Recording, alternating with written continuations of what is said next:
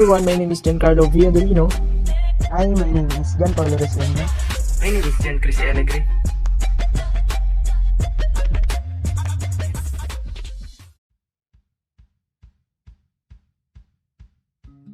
Data mining. Data mining is most commonly defined as the process of using computers and automation to search large sets of data for patterns and trends, turning those findings into business insights and predictions. Data mining goes beyond the search process as it uses data to evaluate future probabilities and develop actionable analysis. It also uses advanced techniques to develop models to uncover patterns and correlations in data. So ang data mining ay isa sa paraan upang ang isang data ay magkaroon ng value. Ginagawa ito for us to predict the future of the business. It means na dahil dun sa mga patterns ng large sets of data and trends, ay malalaman natin kung ano ba ang dapat para sa business at ano ba ang needs ng tao at patok sa mga tao. Data mining techniques. Association. The association is related to trends but is unique to variables that are dependently connected. So in this case, you should search for a particular events and characteristics which are closely related to another occurrences. For example, such as when your customers purchase a particular item, they also purchase a second similar item. So this is also used to suggest on online platforms like people also bought this item. So isa tong technique kung saan may mga customer na bumibili ng isang particular item, halimbawa na lamang ay ang mga customer na laging bumibili ng tinapay at lagi rin nilang sinasama nito ng palaman. So ito yung ibig sabihin ng association, na if they bought a particular item like bread, they have the possibility na bibili ng palaman. Clustering. Clustering is somewhat similar to sorting, but grouping together pieces of knowledge on the basis of its similarities. For example, to bundle your customers' demographics into different bundles based on the amount of disposable income you have or how much you choose to shop in your store. Ang ibig sabihin po ng clustering ay parang sinasabi lang po dito na dapat nakapaloob dun sa system yung mga paraan kung paano nasosort o kung paano ino-organize yung mga information upang mas mapadali itong manipulahin at i-contain. This analysis is used to obtain essential and appropriate data and metadata information. This method of data mining assists in the classification of data in various groups. It is a more complex data mining technique that forces you to collect various attributes into distinguishable categories, and then to draw more conclusion or serve a function. For example, you might, for instance, identify them as low, medium, or high loans if you analyze the financial history or purchase record of each borrower. We will then be used to learn more about these customers. So, in classification, ito ay isang complex data mining technique na kung saan, based on the example is, it uses a categories. So, based sa categories like low loans, medium loans, and high loans is a way para mas makilala natin ang customer. But, it is a complex technique kasi hindi naman natin pwedeng sabihin na mayaman yung tao porque high ang loans niya. It depends pa rin sa financial history at records niya. Kasi maaaring high ang loans ng isang tao pero madami naman siyang lapse or hindi pagbayad sa tamang oras. So we need to analyze more to make the data valuable. Regression. Regression is used primarily for forecasting and modeling purposes, considering the existence of other variables to determine the likelihood of a particular variable. For example, a certain amount based on other factors as availability, market demand, and competition may be predicted. The main goal of regression is to help you identify the exact relationship between two or more variables in a given collection of data. Ito naman yung technique kung saan pwede mag-predict o ma-forecast yung mga possible na mangyayaring trend for the future based on different kinds of variables sa tulong ng modeling. Next is data warehouse. Without data warehousing, data mining is incomplete. Data storage is a method used to store vast volumes of organized data safely. The preservation of data is not only a preservation problem, but also for data maintenance and security. The business of a large scale requires data warehousing to store the data safely. So, ang ibig sabihin nga po ng data warehouse, parang isa po ito sa nagsisilbing container po na kung saan dito po nakapaloob lahat po ng mga organized data na kung saan dito na rin po kinukuha yung iba't ibang information para mas mapadali yung proseso ng user anong gumagamit dito para hindi siya mas malito kung may hinahanap man siyang ibang impormasyon. Visualization. Graphs, charting, and graphs and digital images are a process of labeling of data visualization. This allows businesses to quantify and improve their growth chart. You may also compare your growth to your rivals and assess your marketplace. Data visualization will enable companies to make informed decisions because they are aware of a simple, well-defined representation of data. So, ang visualization ay tumutulong na mas makita ang changes ng data through charts and pictures, which means that mas mabilis malaman kung mayroon bang improvement, mayroon bang pagbabago, at kung ano ba ang nire-represent ng data. Gives us an awareness about the data. Statistical techniques. As its name suggests, the mean, mode, and median of the data are determined to predict future trends. For businesses, statistical analysis is instrumental as it paves the way for their future profits. Using statistics, companies can make strategic choices, measure their ROIs, and formulate a marketing plan that takes into account potential trends through data. Ito naman, technique is gumagamit ng statistical formula tulad ng mean, mode, and median para makagawa ng statistical analysis. Ito ay makakatulong sa company para magawa ng strategic choices, measure their ROIs, at makaformulate ng marketing plan para sa future possible trends. Next is tracking patterns. One of the most critical strategies for data mining is to find trends in the datasets. It typically detects a specific aberration of the information that happens periodically or fluctuation of a particular variable over time. For example, you may note that a specific product tends to increase sales shortly before your holidays or that hot weather brings more customers to your website.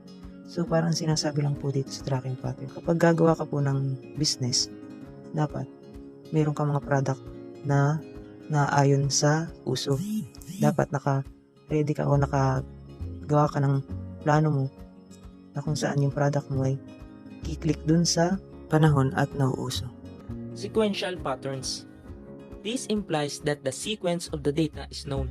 Sequential analysis are also useful for business because they can track selling trends. It may also assist organizations in learning about the sequence of activities taking place in their database. So dito naman, sa sequential pattern, it helps the business to track the selling trends. Meaning, malalaman dito kung patok ba ang isang specific product sa mga tao or hindi. Or kung mas mabenta ba ito sa panahon ngayon or hindi. Data mining tools. R language. R language is a statistical and graphical open source tool. R has a broad range of traditional, mathematical, time series classification and graphical methods. It provides effective data transmission and storage. Yun, ang sabi rito na ang R language ay isang statistical at graphical open source tool. Ibig sabihin, meron itong visual na makita ng mga analysts na mas madali nilang ma-interpret. It provides effective data transmission and storage. Oracle Data Mining. Oracle Data Mining is a feature of the Oracle Advanced Analytics Database, which is commonly called ODN. This data mining method gives a detailed analysis and forecast to data analyzers.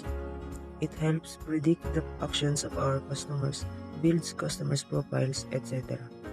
In the last 5 years, advancement in technology have put new heights to beat by data mining. Great data professionals with the high technology demand are investing some time in the growth of pure data mining skills in the technical landscape. Training and online certification like data analytics certification, big data certification course, big data certification, data science certification, data science for beginners can help to acquire these skills. RapidMiner. This is an open source ready-to-use tool with the features of advanced analytics. This tool is written in Java language and incorporates all the principal function of data mining like data cleaning, processing, visualization, and analysis. Built-in templates are used which provide a better experience for the user. Data mining issue. Mining methodology and user interaction issue. Mining different kinds of knowledge in databases. Different users may be interested in different kinds of knowledge. Therefore, it is necessary for data mining to cover a broad range of knowledge discovery tasks. Ang issue na to ay ibig sabihin nito ay different clients wants a different kind of information. So, dapat magbina ng mas malawak na range of knowledge para ma-meet ang requirements ni client. Interactive mining of knowledge at multiple levels of abstraction. In this methodology, the data mining process needs to be interactive because it allows users to focus the search for patterns, providing and refining data mining requests based on the returned results. Incorporation of background knowledge. To guide discovery process and to express the discovered patterns, the background knowledge can be used. Background knowledge may be used to express the discovered pattern not only in concise terms but at multiple levels of abstraction. So, background knowledge is tumutulong para mas maintindihan yung pattern of data sa mas madaling paraan. Data mining query languages and ad hoc data mining. Data mining query language that allows the user to describe ad hoc mining tasks should be integrated with a data warehouse query language and optimized for efficient and flexible data mining. So, query language tulad ng SQL, ginagamit itong language na ito para makaretrieve ng data. Pero dito sa data mining query language ay dapat tama or perfect match yung query language ng data warehouse. Dahil maaaring hindi makuha yung mga tamang data na dapat makuha ng data analyst at ito ang isa sa issue ng data mining. Next is presentation and visualization of data mining results. Once the patterns are discovered, it needs to be expressed in high-level languages and visual representations. This representation should be easily understandable for them, of course, to catch the information accurately. Handling noisy or incomplete data. The data cleaning methods are required to handle the noise and incomplete objects while mining the data regularities. If the data cleaning methods are not there, then the accuracy of the discovered patterns will be poor.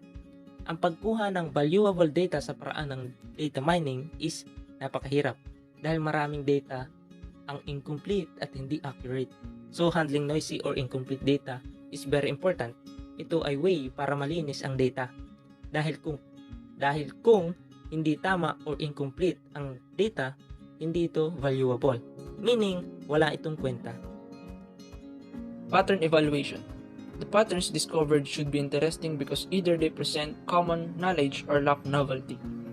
Ito naman pattern evaluation ay isa sa issue ng data mining dahil dapat ang representation ng data na mina ay dapat interesting, summarize at may visual upang mas maintindihan ng user ang mga data.